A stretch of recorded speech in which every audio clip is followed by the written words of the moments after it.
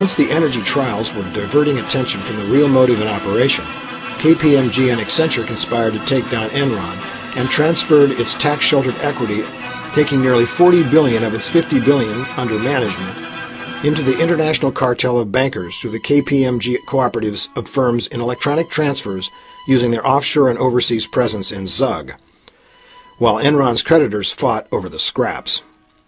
Curiously, and not coincidentally, KPMG's physical headquarters on 9/11 were in Chicago and New York City, the virtual news and operation coordination sites for the 9/11 war games at 303 East Wacker Drive in Chicago and the 23rd floor of the World Trade Center 7. As an example of how far KPMG's reach really is, what do Halliburton, KBR, Trans-Canadian Pipelines, Lukoil, Cemex, General Electric, U.S. Airways, Amtrak, Alaska Air, Countrywide Financial, Aon Corporation, Solomon Smith Barney, Citigroup, Hang Seng Bank, Wachovia, ConAgra Foods, Costco, Siemens AG, BMW, BBC, Accenture, Gartner, EDS, Motorola, Nortel, China Mobile, the state of Illinois, the state of New Jersey, the state of Texas, the U.S. Department of the Interior, the U.S. Department of Treasury, the U.S. Department of Homeland Security, the U.S. Department of Energy, the U.S. Department of Transportation, and the U.S. Department of Justice all have in common? Well, they are all clients of KPMG, and this is only a small fraction of the companies under this mob umbrella. With so many companies of such varied type, capability, and location to choose from in their racketeering organization Spider's Web, it is only a matter of time until another manufactured event takes place. KPMG employed a dozen or so companies to coordinate contract hits, spin and spoil evidence of the crimes hidden during the war games of 9/11 in a three-pronged attack. The three sabotage legs of the triskelion represent land, sea, and air. The land attack was coordinated by AMEC. AMEC upgraded the Naval Command Center in Wedge 1 of the Pentagon before it was destroyed at 9:37 a.m., the electronic trading floor of the New York Stock Exchange prior to shutting it down. The diesel systems behind the Mayor's Office of Emergency Management on floor 23 of World Trade Center 7, allowing them to put in a virtual command center to drop World Trade Center 1 and 2, and later the controlled demolition of World Trade Center 7 to cover the tracks and destroy the SEC files under investigation for insurance and security violations, including pump and dump of bubble stock such as Enron and Nortel, and upgrading the Countrywide office at 1 Wacker Drive, Chicago, from where a conditional post was broadcast by Mindbox software to all the distressed debtors in the United States to call in their loans if they objected to being asset stripped during the stock market panic.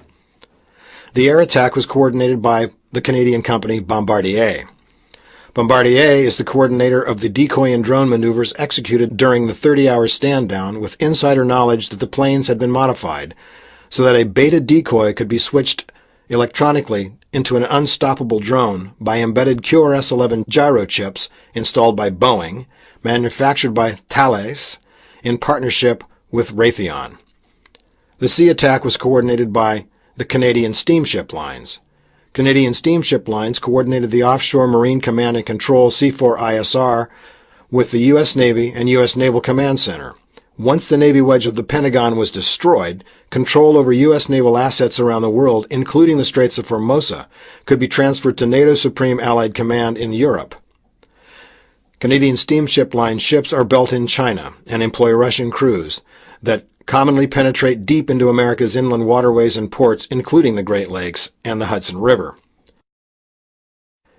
Can this really be only a coincidence? We think not. And further, that the established racketeering influence and corrupt organization is still in place, with many businesses of varied talent and capabilities for this many-tentacled octopus to draw from to orchestrate more 9/11s at their discretion. We also suggest that because one of the clients of KPMG is the Department of Justice, the Department of Justice is in a position of conflict of interest with regard to rulings pertaining to fees, fines, and judgments on KPMG and should recuse themselves.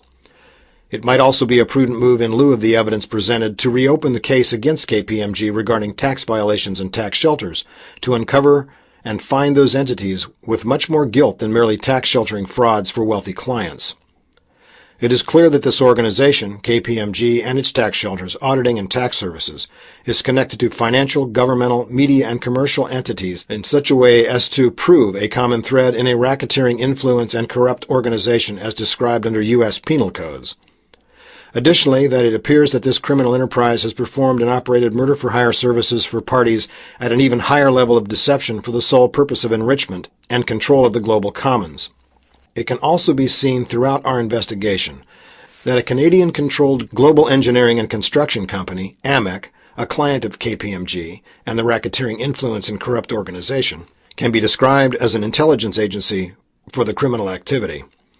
AMEC was involved in all locations attacked and compromised on 9/11, but more importantly in numerous contracts with the federal government, military, and industry, and represents penetration, sabotage, and spying activities in sensitive locations throughout our country, and a calculated security risk for covert intelligence gathering for foreign powers.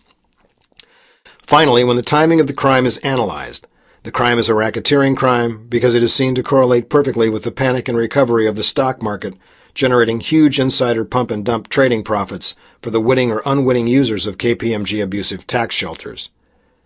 Yes, of course, we, the forensics economists at Hawks Cafe, do have an agenda. And here it is. 1. Accuse no innocent, shelter no guilty. 2. To solve the crimes of private equity racketeering and murder for hire through 9/11. 3. Demand as a nation and a world of citizens that governments enact one set of transparent books and make private equity funds no longer secret equity funds. 4. Make it the law of the land that all businesses of all nations operating in the United States, and in particular that the United Nations, must adopt our RICO statutes or leave our nation, including the UN.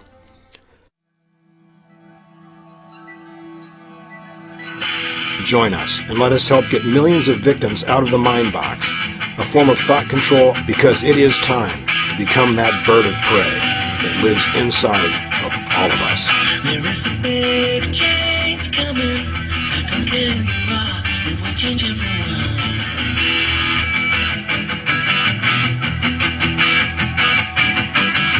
And with the big change coming, you better find out who and what you really are.